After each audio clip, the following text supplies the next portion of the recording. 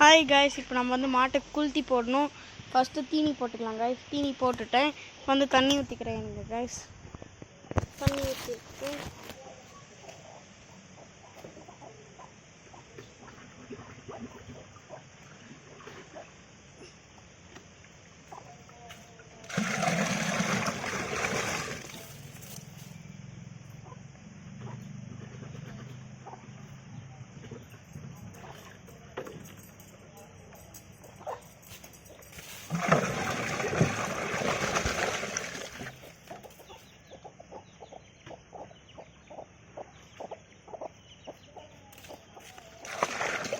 தண்ணி 2 குடம் ஊற்றிக்கணும் காய்ஸ்.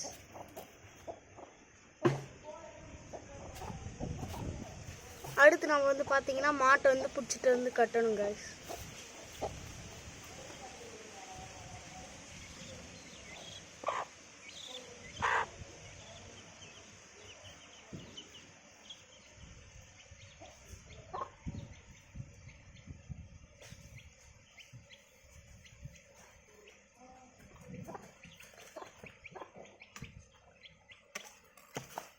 மாட்டை பிடிச்சி கட்டிட்டேங்க காய்ஸ். அவ்வளோதான் காய்ஸ்.